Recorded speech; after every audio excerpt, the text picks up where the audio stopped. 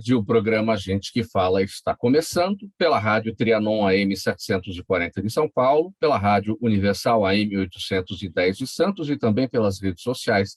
Você nos vê por imagens, pelo Instagram, também no nosso Facebook, o nosso canal no YouTube, aquele convite diário para você curtir, comentar, compartilhar a nossa transmissão e participar também pelo WhatsApp. 973350038 é o número, 973350038. Eu sou o Mauro Friesman, meio-dia em ponto agora, e vamos apresentar os nossos convidados de hoje, segunda-feira, iniciando mais uma semana. Vamos com muito empenho, com muita dedicação, saúde e alegria a todos. Deputado estadual aqui por São Paulo, Adalberto Freitas, do PSL. Tudo bem, deputado? Seja bem-vindo.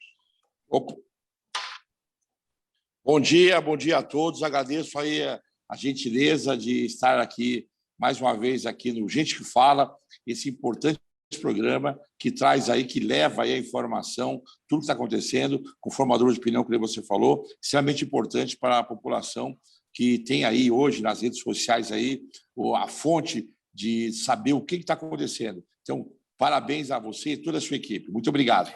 Obrigado pela presença. Deputado Adalberto Freitas, seja bem-vindo. Vamos aqui seguindo com a nossa apresentação. Sandra Sérgio, ela é coordenadora de projetos especiais na Organização dos Estados Ibero-Americanos, é diretora executiva do Museu de Arte do Rio de Janeiro, é especialista em gestão de projetos e programas sociais. A Sandra Sérgio está no Rio. Tudo bem, Sandra? Seja bem-vinda. Oi, Mauro, tudo bem? Bom dia a todos, boa tarde, né? Meio-dia. Boa tarde a todos também aqui presentes para esse debate. É importante a gente estar aqui. Agradeço também pela disponibilidade, pelo espaço para que a gente possa debater esses temas de hoje. Obrigado pela presença. Seguindo por aqui com o José Augusto Viana Neto, presidente do Conselho Regional de Corretores de Imóveis do Estado de São Paulo. Viana, como está? Boa tarde. Boa tarde, Mauro, e a todos que nos ouvem. Estamos bem aí na luta. Prazer, satisfação muito grande estar participando aqui com o deputado Adalberto, a Sandra, você, o coronel Roberto. Satisfação muito grande. Obrigado pela presença novamente com a gente. E fechando aqui o nosso time de hoje, coronel PM, advogado, psicólogo, Roberto Alves dos Santos. Tudo bem, coronel Roberto Alves? Boa tarde. Boa tarde, Mauro. Boa tarde aos convidados, Augusto, a Sandra, ao deputado Adalberto, a todos que estão nos ouvindo e aos web espectadores. Certamente mais um programa interessantíssimo na hora do almoço aí, já tão tradicional. Então vamos lá, minha gente. 12:03 agora, o nosso primeiro assunto do dia, o primeiro assunto da semana, na verdade. Os deputados da Assembleia Legislativa do Estado de São Paulo se reuniram na terça-feira passada, no dia 1º, em ambiente virtual, para inaugurar os trabalhos legislativos para esse ano de 2022, após o fim do recesso parlamentar. Aliás, não só os deputados estaduais aqui na Assembleia Legislativa, mas em todas as assembleias, em todos os estados brasileiros. O governador João Dória encaminhou uma mensagem ao Legislativo, na qual destacou a relação institucional com a Alesp e com os parlamentares. Falou de medidas importantes aprovadas pelo Parlamento e o bom resultado das contas públicas que permite investimentos em áreas prioritárias para a população, gerando emprego e renda. É tradição em todas as assembleias legislativas, na abertura dos trabalhos do ano, o governador do estado sempre mandar a mensagem dirigida aos parlamentares. Deputado Adalberto Freitas, qual é a sua expectativa em relação ao início do ano legislativo aqui na Assembleia Legislativa de São Paulo? Ano eleitoral, teremos não só a escolha dos executivos, mas também dos novos parlamentares. A Assembleia também vai escolher aí, ou melhor, nós, né, eleitores, também vamos escolher os nossos deputados esse ano. Quais as suas expectativas?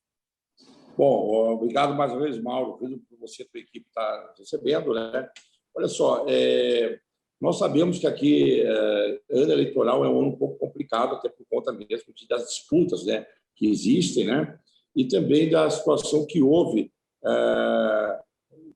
Eu tive o exemplo, como exemplo, né, como parlamentar, que nós assumimos em 2019 e conseguimos trabalhar aí 8 meses, no ano de 2019.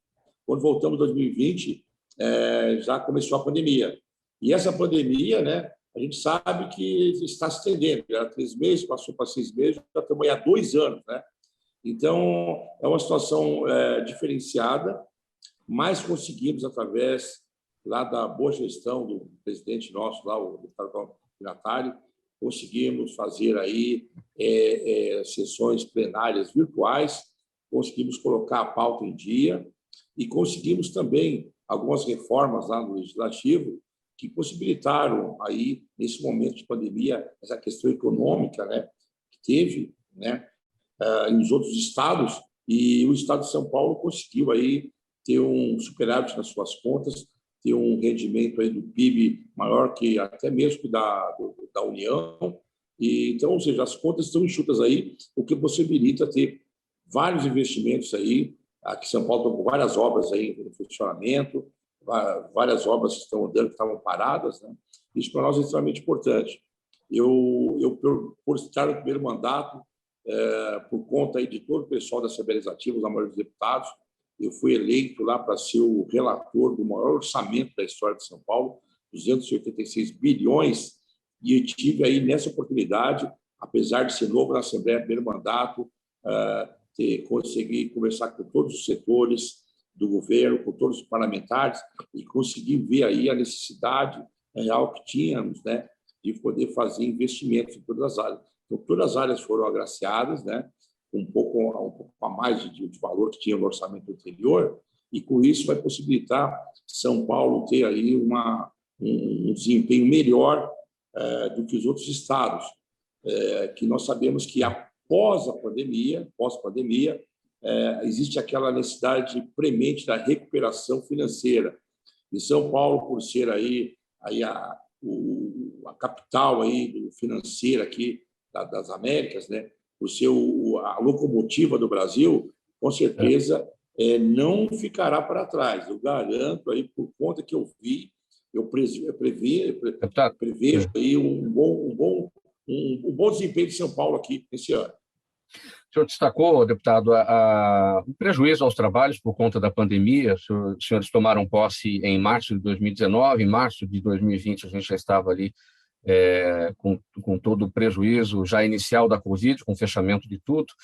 E esse ano é especialmente desafiador para os senhores deputados, no sentido de ir atrás daquilo que não pôde ser feito durante o período passado aí por conta da pandemia. No sentido de mitigar os impactos da Covid-19, incentivar a retomada da economia. Como é que é isso num ano eleitoral na Assembleia Legislativa, sendo que ali, quando chegar ao meio do ano, antes disso, o ritmo já diminui, porque os deputados estão preocupados com a reeleição. O senhor é candidato à reeleição? Eu sou candidato à reeleição, ainda não escolhi o partido, né, porque está tendo uma fusão aí, possivelmente amanhã é julgado pelo TSE, a fusão do PSL, que é o partido que eu estou atual, com o partido do DEM, que deu origem a outro partido que chama União Brasil. Eu estou aguardando aí essa tomada de decisão para depois ver qual partido que eu e mais outros parlamentares do PSL, o que irá acontecer, quando iremos, né? Mas o que aconteceu, viu, é importante, viu, a gente salientar isso, né? Quando houve aqui essa questão da pandemia, a população ficou tudo em casa. Eu dou um exemplo da minha mãe, que tem 91 anos. Minha mãe ela só atendia o telefone, o celular. Hoje ela está com o smartphone, ela acessa a rede social, acessa o Facebook da família inteira e manda, como ela não tem muito fácil de escrever, ela manda áudio para a família inteira e liga por chamada de vídeo. Então, ou seja, ela é um exemplo que a sociedade, nesses 2 anos, houve uma evolução da forma diferenciada de se comunicar, né? Nós tivemos aí um grande boom aí nas questões do e-commerce, que pessoas que não compravam pela internet começaram a comprar e tal. Então, ou seja, a população, nesses 2 anos, ficamos aí confinados, meio confinados alguns, né, que tinham que sair para a rua. Existe um novo meio, uma nova forma de se comunicar, que é através das redes sociais, através de aplicativos, através de celulares, tablets e tudo mais. Então, esse tempo perdido que nós tivemos aí, que 2 anos, que nós não conseguimos fazer as visitas, que a política é isso, você tem que ir na cidade, falar com o prefeito, falar com o presidente da Câmara, falar com o padre, com o delegado, falar com todo mundo da cidade, para você ser conhecido. Como não deu para fazer isso aí, nós estamos usando as redes sociais. Então, eu acredito que vai ser A campanha desse ano vai ser voltada mais para as redes sociais para poder recuperar esse tempo perdido. Muita gente desconhece o trabalho feito pela Assembleia Legislativa, os assuntos que passam por aí. Geralmente as pessoas estão preocupadas mais nos municípios, né, com aquilo que acontece no dia a dia, o buraco da rua, a limpeza, a varrição, enfim. O que passa pela Assembleia Legislativa são os temas mais macro, voltados para as regiões metropolitanas, para o Estado de uma maneira geral. O senhor destacou 287 bilhões quase de orçamento no Estado de São Paulo para o ano de 2022, 17% maior que os valores do ano de 2021. Isso também aumenta o orçamento destinado à Assembleia Legislativa, que tem uma tradição de, todo final de ano, devolver para o Executivo uma parte desse orçamento. Diante de tantas carências que nós temos, o senhor concorda com devolução de dinheiro? Não seria melhor gastar bem, mostrar como isso foi gastado, em vez de devolver o dinheiro? Não, os parlamentares, eu acredito assim, é tradição, é norma, né? Todo o valor que não é gasto pela Assembleia Legislativa é devolvido, né? Para o governo. Mas os parlamentares em si, principalmente nós, dos legislativos, a população fica muito de olho em tudo que a gente faz. Por exemplo, quando nós entramos lá, tínhamos carros lá com mais de 400 mil quilômetros, que era de 4 anos de uso. Aí nós tínhamos que trocar, porque o parlamentar que viaja para o interior de São Paulo tem que ter segurança, tem um carro, né? Então, foi aventada a possibilidade da troca dos carros para essa nova legislatura. Houve um problema muito sério, só não aceitou. Teve deputados lá que também não queriam carro, então houve uma situação muito assim, fomos questionados por conta disso aí, dos gastos. E aí existe assim a Assembleia Legislativa, ela é um dos poderes, dos 3 poderes é o mais importante, é o que mais vigiado. Quando existe algum gasto no executivo ou no judiciário, ninguém fala nada. É tudo muito tranquilo, o pessoal gasta, não dá satisfação. E nós lá, por conta de sermos aí a casa do cidadão, a casa do povo, qualquer cidadão pode ir lá na Assembleia entrar. Obviamente agora não, porque ela está fechada por conta até da pandemia, deve abrir no começo de março, né? Mas lá é muito bem quisto o pessoal ir lá para poder ver de prestação de contas. Então, é tradição da casa fazer essa prestação de contas, elaborar uma projeção de gasto, não gastando, devolve. Mas no ano que vem também esse gasto ele se atualiza, né? Então, nós sabemos aí que, até mesmo por conta da pandemia, não houve o trabalho da Assembleia Legislativa, que muitos dos funcionários foram para casa, trabalhavam no home office, tudo, então não houve aquele gasto de energia, então sobrou valor. Então, nada mais justo que nós, como parlamentares, dar um exemplo para a sociedade de que, uma vez que existe um valor para ser gasto, não foi gasto, tem que ser devolvido. E aí a gente vai se virando. É bom também lembrar que, no ano de 2019, todos os parlamentares, de março até dezembro, nós descontamos 30% do nosso salário, que houve aí um valor perto de R$72 mil cada parlamentar, que investimos no combate ao Covid.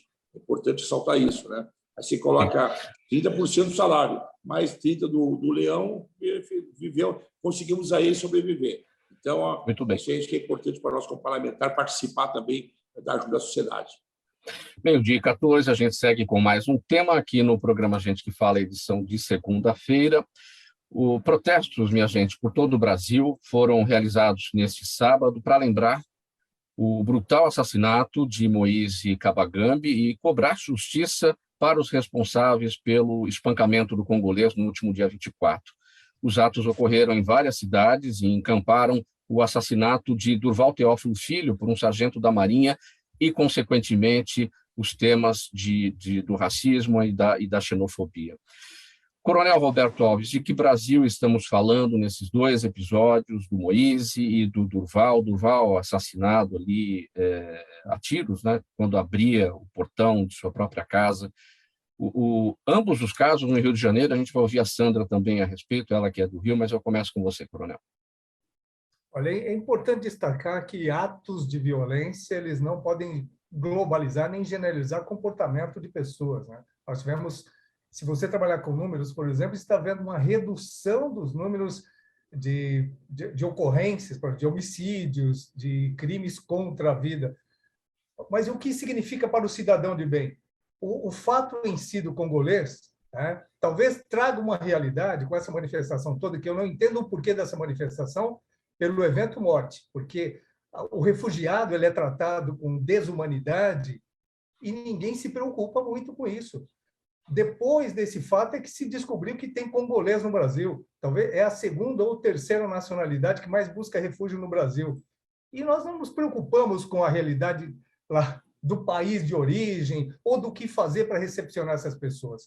Elas estão dentro de um processo em que a violência ela está arraigada no ser humano. Não foi um fato pontual contra um congolês. Foi a violência de seres humanos contra seres humanos. E aí sempre eu coloco a questão da violência e da agressividade. O ser humano tem agressividade natural, faz parte da sua essência. O que controla a agressividade são valores familiares, religiosos, são batentes sociais, eventualmente, que fazem com que você não extravase a sua agressividade. Quando você não tem batente, tudo pode, qualquer agressividade se torna violência com facilidade. Porque é inadmissível que pessoas peguem um pedaço de pau, de macho, e batam na cabeça de outro.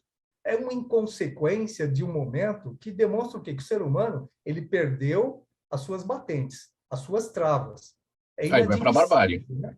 É inadmissível. Agora, não é porque é um congolês, não é porque é um refugiado, isso acontece todos os dias contra qualquer pessoa. O crime acontece porque a falta de punição acaba estimulando a prática do evento. A gente conhece isso na essência do direito. Se você não é punido, e a punição não precisa ser cárcere, a punição tem que ser punição, restrição, mas ela tem que acontecer. E no Brasil, talvez não seja um retrato só do Brasil, mas no mundo todo, mas vamos falar do Brasil. Quem se sente punido? Quem realmente é punido? Quem acaba sendo punido é o cidadão de bem, que não pode sair de casa, que não pode ir para isso, não pode fazer aquilo. Então, quando a gente cria uma inversão de valores, não conseguimos analisar fatos pontuais. Esse evento que houve uma manifestação no Brasil inteiro, para mim, acaba sendo hipócrita, porque a violência do dia a dia, a violência na família, de cada 10 crimes sexuais, 7 acontecem dentro de casa. A gente não tem nenhum trabalho nesse sentido. A gente não tem nenhuma preocupação na escola. Os professores não conseguem ministrar aula nem remotamente. Então, essa é a grande violência que acaba sendo escondida diante de fatos que acaba externalizando, né, o fato em si. É um ato absurdo. Como é que a gente pode aceitar um ato desse? Mas ele é do dia a dia. As pessoas não se conversam. Aí, vamos trazer a pandemia, esse negócio do online. O presencial é fundamental para uma sociedade. A troca de energias salutares. Quando você começa a ficar distante socialmente, o único contato é por telefone ou por vídeo, você perde a essência do ser humano. Então, essa questão ela tem que ser melhor trabalhada ou maior, de forma mais ampla. Se a mudança desse estado de coisas depende do fim da impunidade, você é pessimista com isso? Você fica pessimista? Você acha que tudo pode piorar? Uma vez que a gente tem dificuldade de trabalhar essa questão da punição. Eu sou positivista. Eu sou positivista. Eu acredito que tudo tem um termo, tudo tem duração. Não há mal que sempre dure, nem bem que nunca se acabe, ou a inversão dos fatores. Mas é isso, uma hora ou outra, aquilo que me incomoda, porque o problema, Mauro, é quando não incomoda. Quando o fato começa a ser tão massificado que nem chama atenção. Enquanto estiver incomodando, nós temos oportunidade de mudança. Então, o que a gente tem que mudar? Não é uma manifestação extemporânea, tocando fogo em pneu, fazendo isso, é uma manifestação de ideias, é de posicionamento, é de não aceitar o status quo. Nós aceitamos pacificamente o status quo de tudo. E isso tem que mudar. Eu acredito em mudanças contínuas, não há dúvida.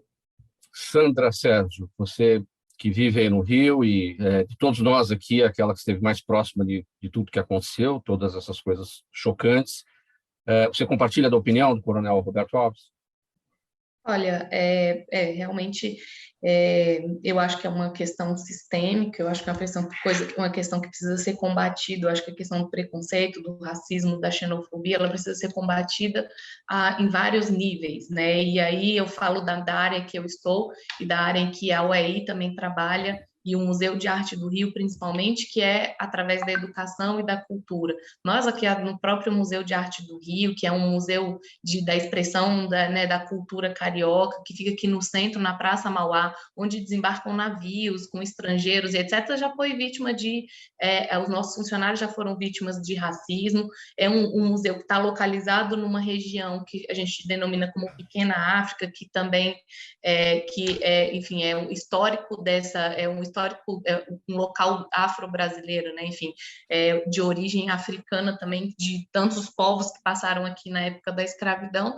E sim, eu acredito que a gente precisa combater isso da melhor forma. Eu acredito que a forma que a gente precisa combater é através da educação, da cultura, da conscientização, e é isso que o coronel falou, é importante, assim, o Brasil, ele tem mais segundo os dados aqui que eu estava dando uma olhada enquanto a gente falava, só de número de refugiados, a gente tem mais de 230 mil pessoas que solicitaram refúgio no Brasil aí entre 2011 e 2019. Então, e muitas vezes elas estão invisibilizadas, né, dentro da nossa sociedade. Elas precisam de mais visibilidade, a gente precisa colocar sempre esse assunto em pauta, seja através de projetos de lei aí dentro da Câmara que tragam esse assunto para a proteção também desses refugiados, seja através da educação, da cultura e também dos nossos sistemas de segurança. Agora, essa questão da impunidade, Sandra, porque o Rio de Janeiro mostra muito isso. Acho que nenhuma capital do Brasil, mais do que o Rio de Janeiro, mais faz passeatas pedindo justiça toda vez que acontece um episódio de uma violência e morte, enfim, porque é muito corriqueiro isso em todas as cidades brasileiras, mas a gente vê o que vocês fazem no Rio de Janeiro. Acontece alguma coisa, vocês vão para a rua pedir justiça. Essa questão da impunidade, qual é o caminho para a gente superar esse desafio? Olha, a questão da impunidade também está muito ligada, acho que é um debate mais amplo, que precisa, de fato, vir à tona, é um debate que passa também pela nossa legislação, mas eu acho que a manifestação ela é válida sim. Ela é válida na medida que a manifestação, e aqui a gente tem o deputado Adalberto, que sabe muito bem que o nosso legislativo também responde através da voz do povo, e a voz do povo também se manifesta através desse movimento que vai para a rua e que coloca a sua indignação de movimentos como esse. A gente viu ano passado movimento que aconteceu, que estourou nos Estados Unidos por conta da morte de um homem negro por força policial muito acima daquilo que precisaria.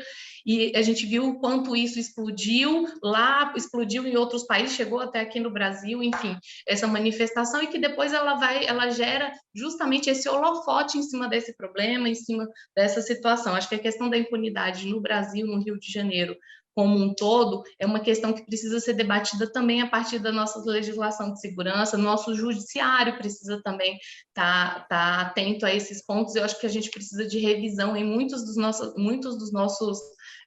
nossas legislações, para que a gente diminua a questão da impunidade, que está muito relacionada também às consequências que gera de uma prisão, etc. A gente tem muitos casos aqui no Rio de Janeiro também envolvendo menores, então acabam sendo problemas que precisam ser resolvidos de diversos pontos de vista, seja na maior assistência às famílias, às crianças, aos jovens, mas também uma análise melhor do nosso sistema judiciário, do nosso legislativo para as nossas leis de segurança.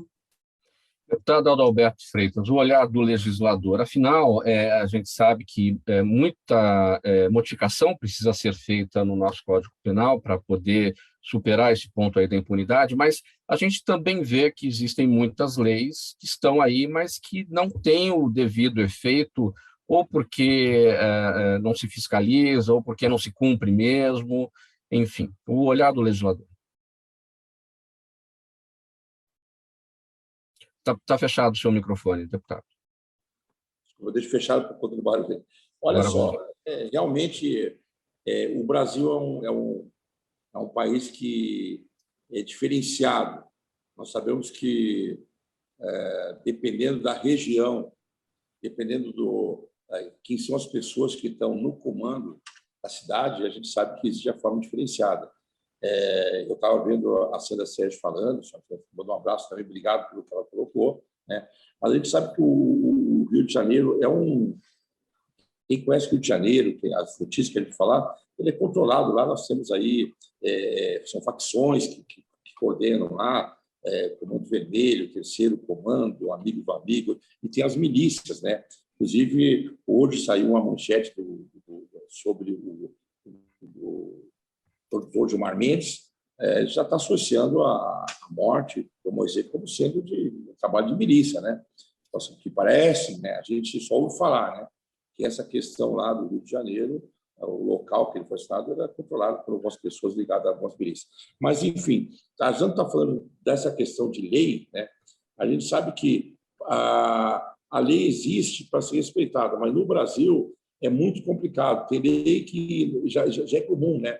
Nós sabemos que lei pega e lei que não pega. O senhor deve lembrar, quando saiu a Constituinte, que os bancos deveriam cobrar no máximo 12% ao ano de juros. Nunca foi respeitada uma lei que estava numa Constituição brasileira. Então, quer dizer, é difícil. Então, isso aí parece que é histórico, né? E o tempo vai passando e nós não vemos aí, assim, no horizonte, algo que possa mudar isso, porque o sistema brasileiro é difícil, a questão legislativa brasileira é difícil, né? Então, a gente tem que torcer, fazer o melhor para que um dia isso acabe tendo uma situação melhor para todos. Diana, de que Brasil estamos falando, considerando aí o caso Moise, estrangeiro, negro, e a situação do Durval Teófilo, morto por um sargento da Marinha, chegando em casa, negro também, confundido com um suposto bandido, enfim. É um verdadeiro absurdo, né? Diana.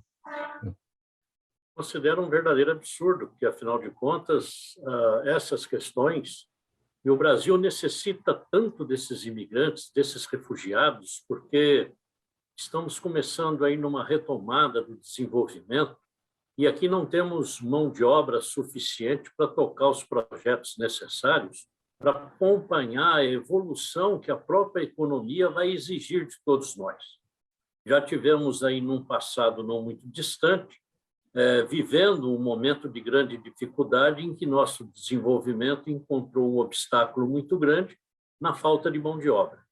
E esses refugiados, seres humanos que necessitam de trabalho, dar um mínimo de conforto para seus familiares, estão sendo recebidos aqui no Brasil, e o Brasil merece todos os elogios por isso, porque é um país receptor de pessoas em situação de risco.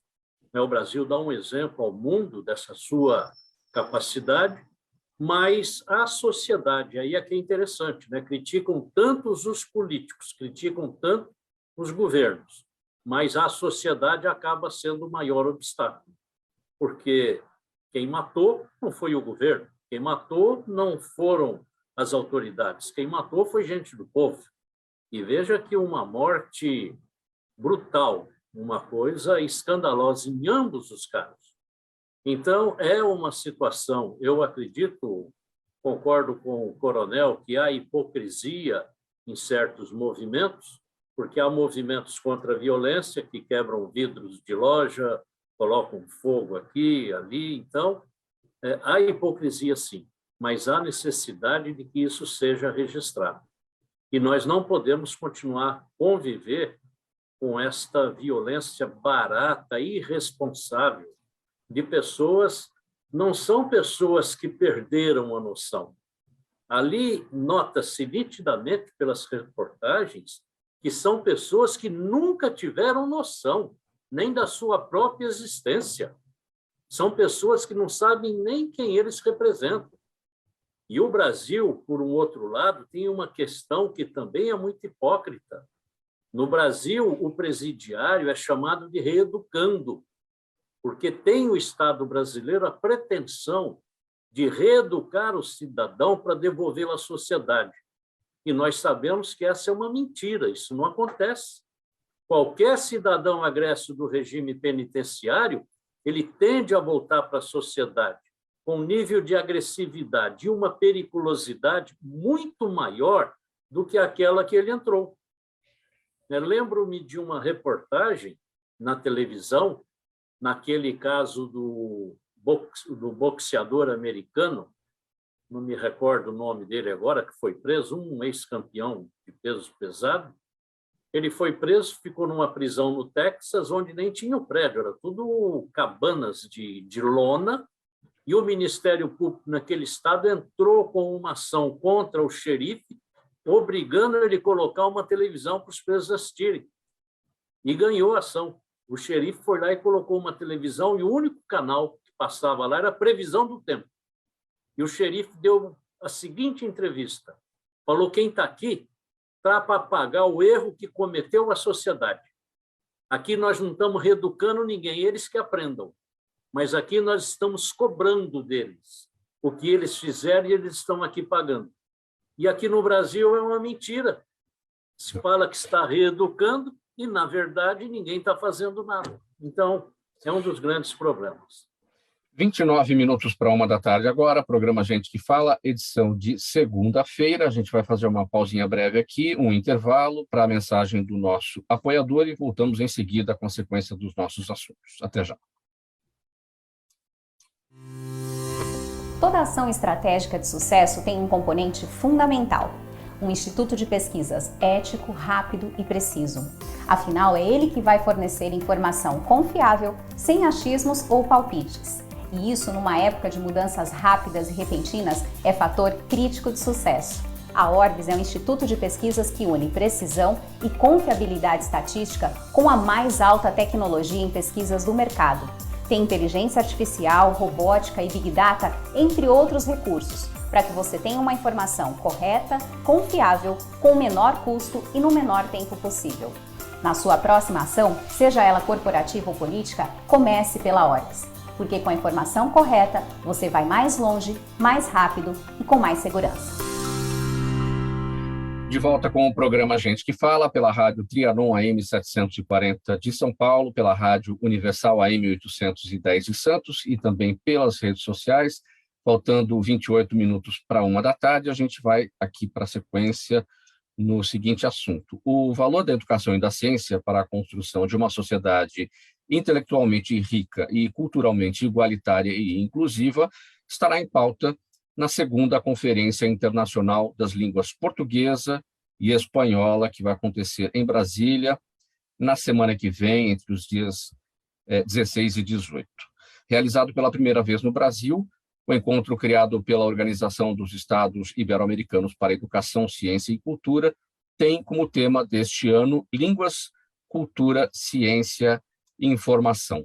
Sandra Sérgio, o que a sociedade brasileira precisa saber a respeito deste evento e por que a realização pela primeira vez no Brasil, por que o Brasil foi contemplado agora com a realização da conferência?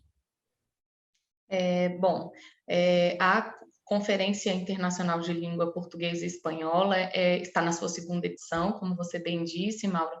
Ela é um momento importante onde a gente consegue ter especialistas e autoridades que discutem a produção científica também nessas línguas, reunindo parceiros, sejam governamentais, entidades públicas, privadas, instituições de ensino superior, redes, associações, para poder abordar temas como a difusão melhor do português e do espanhol, a projeção internacional, a diferenciação que juntos nós formamos uma comunidade linguística de mais de 850 milhões de falantes espalhados aí pelos 4 continentes, com uma presença especial na América, destes 850 milhões, 200 milhões são brasileiros e por isso o Brasil está recebendo essa segunda edição da CILP. A primeira foi realizada em Portugal, ainda num processo experimental, de entender quais eram as demandas desses idiomas, e como que cada país abordava essa questão da difusão da língua portuguesa e espanhola, e como que essas línguas podem ser usadas para a inovação, para a ciência e para a cultura.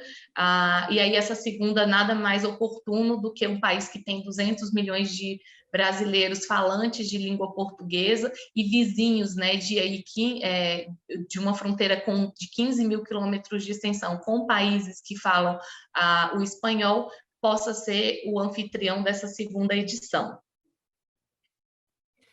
E os resultados da primeira conferência, né, que foi em Portugal, que você destacou, como é que isso se refletiu nos países de língua portuguesa, no Brasil aqui especialmente, nesse aspecto, né, da língua portuguesa para o trabalho de cultura, ciência e inovação? Desde a primeira edição, a UEI e os países participantes da primeira edição realizaram um estudo com o Instituto Real Elcano, onde 84% dos pesquisadores ibero-americanos escolheram publicar seus trabalhos científicos em inglês, em vez de prestigiar a língua materna. Isso foi um achado deste estudo, e aí isso traz mais força para a nossa discussão aqui no Brasil. Então, na primeira edição, a gente levantou algumas demandas e algumas questões que eram importantes ser debatidas no âmbito desse encontro entre especialistas e autoridades. Foi realizado nesse período de 2009 até agora um estudo, então, para trazer mais evidências científicas, enfim, que pudessem nos subsidiar nessa discussão. E aí esse achado de que 84% dos nossos pesquisadores preferem publicar os seus trabalhos em inglês, isso é uma realidade. Isso significa que o nosso investimento em ciência e educação acaba não tendo um alcance tão grande fora do país, nos nossos próprios idiomas. Então, esse é um tema que também vai estar muito em voga agora vai estar muito em alta agora nessa discussão da CILP 2022. A projeção internacional do espanhol e do português, ela é intensificada pelo bilinguismo, ou seja, quando a gente tem políticas de educação que promovem esse bilinguismo, e acreditamos que para o Brasil e para a Iberoamérica, né, onde nós estamos inseridos, é fundamental que a gente apoie o bilinguismo, ou seja, a educação em português e espanhol, considerando, inclusive, o potencial da nossa região, como eu falei, formada por países vizinhos que falam majoritariamente o espanhol. Né? A gente tem potencial para fortalecer essas línguas e ajudar a promover, por exemplo, uma ciência mais aberta, mais acessível, com diversas vantagens que o multiculturalismo tem a oferecer, inclusive trazendo o debate do tema anterior. Muitas vezes os refugiados aqui no Brasil, os imigrantes, eles são invisibilizados, inclusive por conta do idioma, né? E trabalhar o multiculturalismo através do idioma, através da interculturalidade entre os povos é fundamental. A gente consegue promover essa cultura entre os povos, o respeito, a empatia e etc. E quais são os desafios disso tudo, Sandra, Sérgio, num ambiente onde o inglês predomina, né? Esse é o maior desafio, né? O desafio é a gente lidar com o idioma que é o idioma global do mundo. A gente não quer uma concorrência com o inglês, pelo contrário, a gente incentiva que os nossos pesquisadores também publiquem em inglês, mas é o também que faz a diferença, né? O importante é que a gente tenha conteúdo massivo em educação e ciência produzidos também dos nossos idiomas, e assim também a gente consegue fortalecê-los. A Conferência Internacional das Línguas Portuguesa e Espanhola, ela também se debruça, no nosso caso aqui da língua portuguesa, em relação a como o nosso idioma é usado no nosso dia a dia, a evolução do nosso idioma na forma mais dinâmica, da forma como falamos. Vocês se debruçam sobre isso? Também. A gente se debruça não só sobre a difusão, como eu falei, científica da língua, dos idiomas, das produções científicas em português e espanhol, mas também nos formatos de ensino, na evolução da própria língua, com novos dialetos trazidos aí através do eixo tecnologia, onde a gente pode tecnologia e inovação, onde as redes sociais, os aplicativos de conversação acabaram trazendo novas palavras, novos dialetos, novas formas de se comunicar que estão presentes no nosso dia a dia e que carecem de uma atenção, na verdade, necessitam de uma atenção dos nossos especialistas para essa mudança, que é natural. Assim, se você for pegar o português falado e escrito de 300 anos atrás, você vai ver que é bem diferente do português de hoje. Então, a nossa língua está em constante evolução e esse é um dos temas da CILP 2022. E como vai a nossa língua portuguesa? Muito atacada, né? Está muito... Em alguns aspectos aí, a coisa está sofrível, né? Acaba que a linguagem informal, ela, como eu falei, ela vai, principalmente vindo da nossa juventude, ela vai sofrendo mutações, e aí com isso, não só mutações, né, mas assim, a forma de se comunicar, ela se diferencia muito, e a gente precisa, obviamente, reforçar também os nossos parâmetros de ensino, para que também a gente não se perca no meio disso tudo, e que a gente consiga manter a formalidade, a coerência, a concordância, que muitas vezes é perdida dentro desse espaço de comunicação. E os neologismos, né? Eu mesmo usei a palavra aqui, sofrível, né?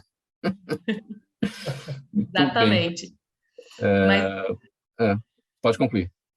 Não, é isso, assim, que isso também se reflete também nos nossos espaços culturais, na música, na poesia, na dança, na linguagem teatral, naquilo que hoje atrai o jovem, né? E aí você tem sempre o desafio em se comunicar de forma que seja compreensível para todos, desde o jovem ao adulto, ao um senhor de idade, por exemplo, a um idoso. Então, esses são os grandes desafios, e a língua portuguesa é uma língua complexa, né? E que dialoga bem com a língua espanhola. A UEI, por exemplo, é uma instituição bilíngue, onde a gente evita, inclusive, em alguns momentos, traduzir, mas que, enfim, ainda é necessário. Ô, Viana, já a gente vai falar do seu tema, contrato de locação de imóveis, mas língua portuguesa no contrato de locação de imóveis. Fala sério, hein? Bom, o que é isso? Você tem aluguéis, tem de tudo, né? Mas é importante, viu? Eu faço parte do Elos Clube, que é um clube que cuida da língua e das tradições dos povos de língua portuguesa, e está cada dia menor, né? Porque o português ele tem encolhido aí no mundo todo. Mas culpa de quem?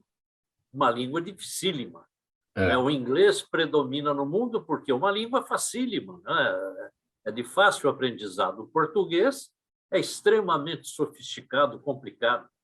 Alguém que leia Camões, né? Você pega um livro de Camões e faça uma leitura bem feitinha mesmo, vai ver o trabalho que dá. Não é brincadeira, não. Não é para qualquer um, né? Mas eu acho que tudo que é feito para manter a evolução, né? E principalmente esse encontro de Portugal e Brasil, eu considero fundamental.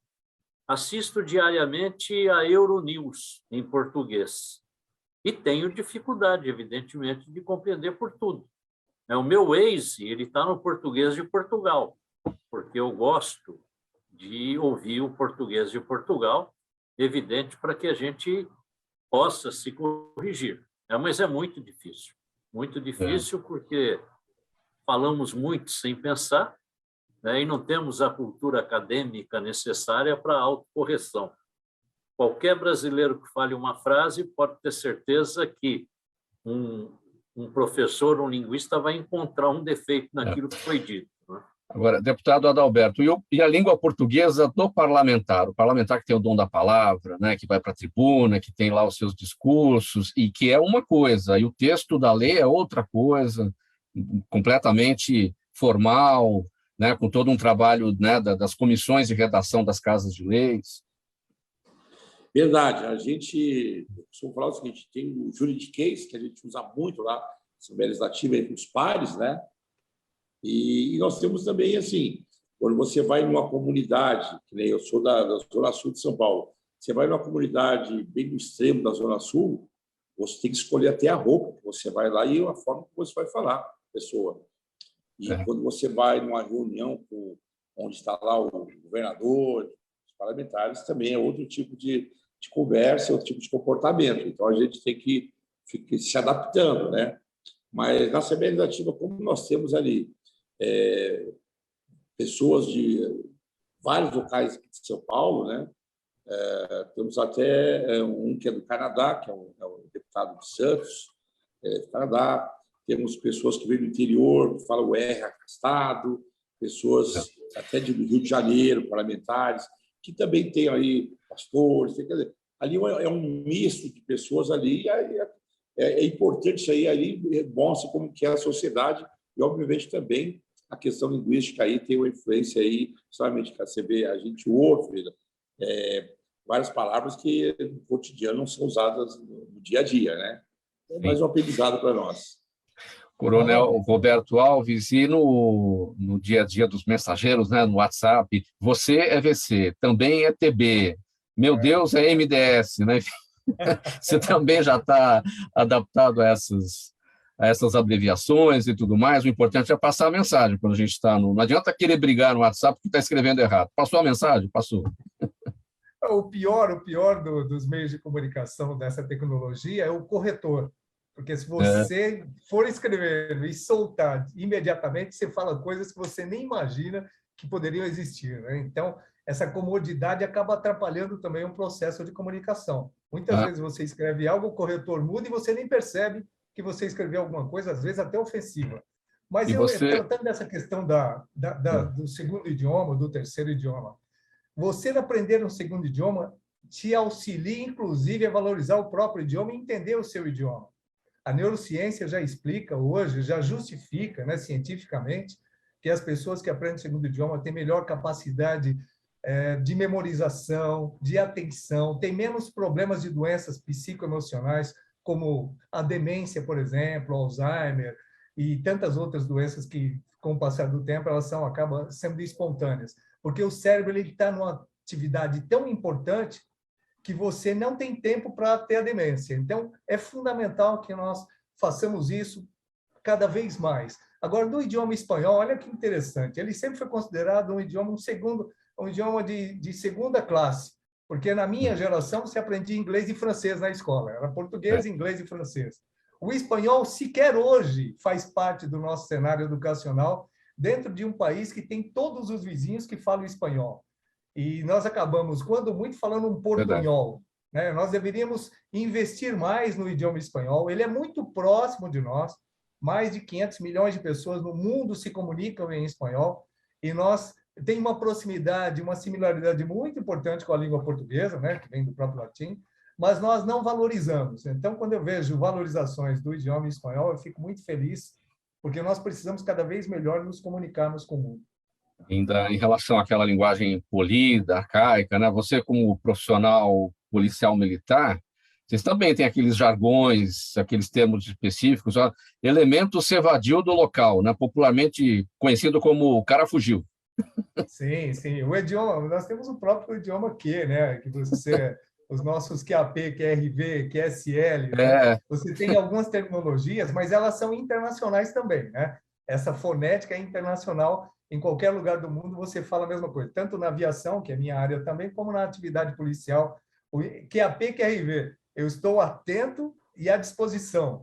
Então, isso aí acaba inserindo no seu dia a dia e cada vez mais difundido, né? Hoje a comunicação está muito difundida, qualquer pessoa pode. Mas aí, coronel, o cidadão diz o seguinte: tentamos mudar isso, mas não logramos êxito. Não logramos êxito. É isso aí. É a linguagem da polícia e também do jogador de futebol, né? Não lograr êxito seria terrível, né? É incrível. Mas a gente acaba assimilando as vicissitudes do próprio idioma, cada região tem a sua caracterização. O importante é a comunicação. Mas quando a gente acha que qualquer coisa é viável de comunicação, você acaba procrastinando a própria educação. Ninguém tem que entender o que você acha que está falando, e não é assim que acontece. Muitas vezes você pensa que está falando algo e o seu aquele que está recepcionando entende totalmente diferente e não tem o feedback, você não sabe se está realmente se comunicando. O pior do nosso cenário é não saber se nós estamos nos comunicando com a população, seja, né, pelas plataformas, com o povo. Às vezes você impõe um pensamento e a população não entende. Ela não está preparada para recepcionar aquilo que você acha que está determinando. Por isso que muitas leis não são aplicáveis naturalmente, porque as pessoas acabam não entendendo o que significa. Qualquer pessoa profissional do direito tem dificuldade de expor, explicar e transmitir para a população o que aquilo significa. Então, não dá para cobrar das pessoas. Viana, é o seguinte, 12h49 agora, vamos passar para o próximo assunto. Após o impasse enfrentado durante a pandemia por inquilinos e proprietários de imóveis residenciais por causa da disparada do IGPM, o Instituto Brasileiro de Economia da Fundação Getúlio Vargas lançou um novo índice para alocação de imóveis. Trata-se do IVAR, Índice de Variação de Aluguéis Residenciais, que é voltado especificamente para o mercado imobiliário, ao medir a evolução mensal dos valores de aluguéis residenciais no país, e isso deve trazer valores mais próximos à realidade do mercado. Falamos muito a respeito disso nos últimos meses, correção dos aluguéis, Viana, por conta do IGPM nas alturas. O IGPM é baseado nas commodities, ele não reflete necessariamente a realidade salarial de cada um, das pessoas que pagam aluguel. Enfim, o IVAR já está valendo, é um estudo, como é que isso está? Bom, o IVAR foi criado, como você disse, pela Fundação Getúlio Vargas, entidade que merece a maior credibilidade, respeito, afinal de contas tem uma tradição. Porém, o IVAR ele foi criado um índice de variação dos aluguéis. E a variação do aluguel, você está medindo a variação do aluguel e não as questões da sociedade como um todo.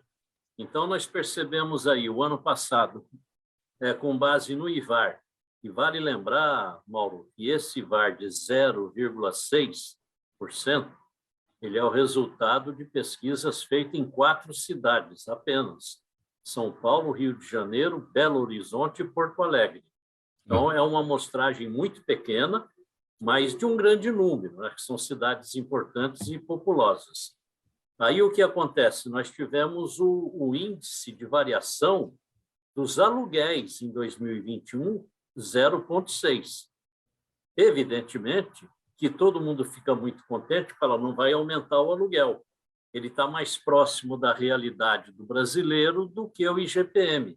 Nesse momento é uma verdade, né? Porque o IGPM, como você disse, calculado sobre as commodities, cria um número que foge da realidade do ganho do povo naquele mesmo período. Então, a população não tem reajustado a sua remuneração naquele período nesse mesmo valor. Ninguém, no ano passado, teve 18% de aumento na sua renda. Os comerciantes ficaram impedidos de trabalhar, os prestadores de serviço trabalharam por horas reduzidas e, quando voltaram com inúmeras restrições. Quem trabalha de empregado teve que renegociar o seu salário, teve o salário rebaixado. Então, evidentemente, que essas pessoas não tiveram esse reajuste. Muitos foram negativos. Porém, na questão da locação, nós temos que levar em consideração o seguinte: o índice que deve ser usado é aquele que as partes que estão no contrato considerarem mais adequados à sua realidade. Lembrando que cerca de 80% a 85% dos imóveis residenciais alugados são de propriedade de pessoas idosas, que ao longo da vida juntaram um dinheirinho, compraram um imóvel a mais para ter aí a complementação de sua renda, que é para comprar alimento, comprar remédio e viver o seu dia a dia. Poucas locações são de grandes empresários. Então, nós precisamos ter em mente que há 2 partes aí que são vulneráveis, que têm necessidades. Agora, eu não acredito que o IVAR possa predominar nos contratos de locação a partir deste momento, porque estamos tendo dificuldade para que os proprietários o aceitem no contrato, mas estamos tendo muita negociação. Contratos que estão em IGPM e o proprietário está aceitando 50% do IGPM, 30% do IGPM nas negociações que são feitas. Eu acredito o seguinte, está aqui o deputado Adalberto, é um legislador, lá conhecedor do mundo da produção da nossa legislação. Neste campo da locação, o Estado não pode interferir, porque se houver interferência estatal, com certeza vai piorar para o mais fraco. Houve um período em que o locatário foi extremamente valorizado antes da lei do inquilinato, da nova lei do inquilinato. O locatário era extremamente valorizado. O que aconteceu? Ninguém investia em imóvel para locação. Então, reduziu demais o número de imóveis para locação e, com isso, o preço aumentou muito, criou uma dificuldade muito maior.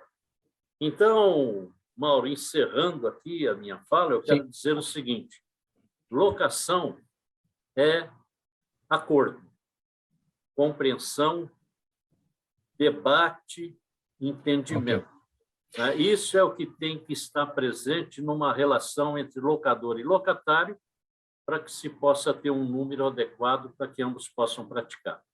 Pessoal, 5 minutos para uma. Perguntas da nossa audiência. A gente está bem em cima da hora. Eu vou pedir brevidade a todos para que a gente consiga fazer todas elas aqui. Tem uma para cada um e o Viana está com a palavra. Eu começo com você, porque tem a ver com o que seria aqui o nosso próximo assunto. Eu vou juntar tudo aqui para a gente esclarecer. Kátia Gomes está no YouTube. E ela diz o seguinte: está aumentando em São Paulo o número de negócios imobiliários entre as partes, sem a intermediação de corretores? Eu coloco nessa pergunta aqui o seguinte, Viana, nós temos 2 dados, e bem breve para a sua resposta: 51,45% de venda de imóveis usados em 2021, aumento, né, de 51,45%, e imóveis alugados, um aumento aqui de 23,56%. No meio disso tudo, de pandemia, como é que esses números apareceram assim? Muita gente devolvendo imóveis também, porque não consegue pagar aluguel. E aí, essa resposta aqui para a nossa Kátia Gomes. Bem breve, Diana. Bom, é a evolução do mercado imobiliário. É claro que a pessoa, quando tem oportunidade, conhecimento para fazer negócio direto entre as partes, eles vão procurar fazer, mas eu acredito que é uma medida errada, porque vão estar sem um assessoramento técnico adequado. E um negócio imobiliário sempre envolve muito dinheiro, né? E as pessoas, por mais cultura que tenham, não estão habilitadas, fazem 1, 2, 3 negócios no máximo ao longo de sua vida.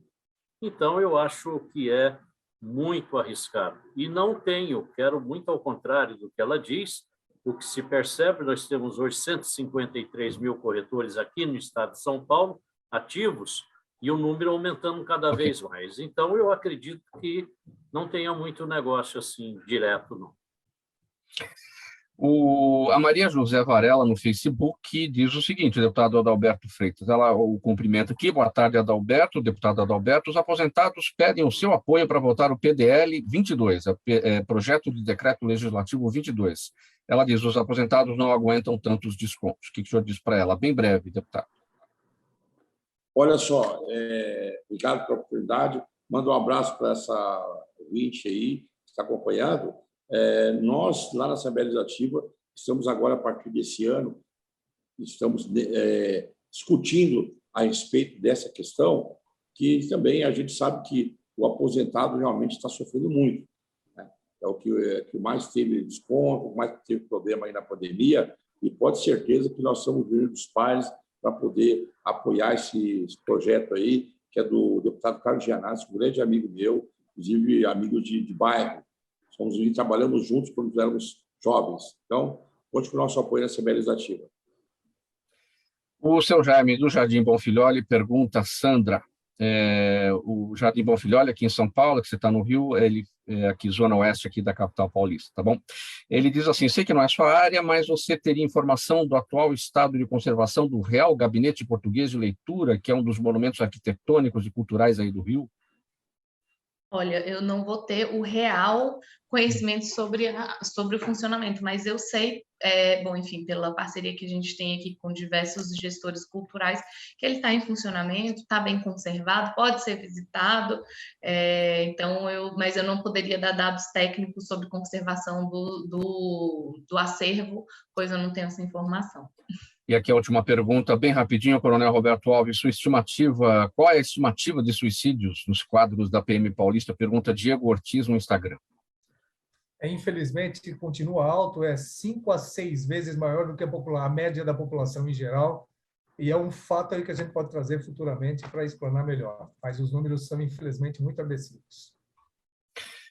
Minha gente, vamos encerrar por aqui essa edição do programa Gente que Fala de segunda-feira. Iniciamos muito bem a semana. Um agradecimento a todos vocês, em nome da equipe do programa Gente que Fala. Estiveram com a gente hoje o deputado estadual Adalberto Freitas, deputado estadual aqui em São Paulo, do PSL, Sandra Sérgio, coordenadora de projetos especiais na Organização dos Estados Ibero-Americanos e diretora executiva do Museu de Arte do Rio de Janeiro, José Augusto Viana Neto, presidente do CRECISP, o Conselho Regional dos Corretores de Imóveis aqui de São Paulo, e o coronel PM, advogado e psicólogo Roberto Alves dos Santos.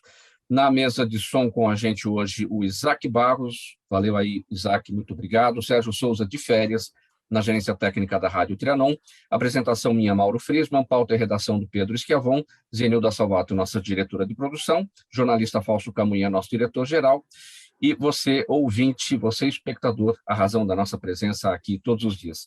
Na sequência, musical Trianon até às 6 da tarde. A partir das 6, o Renato Albuquerque com o programa Radar Paulista.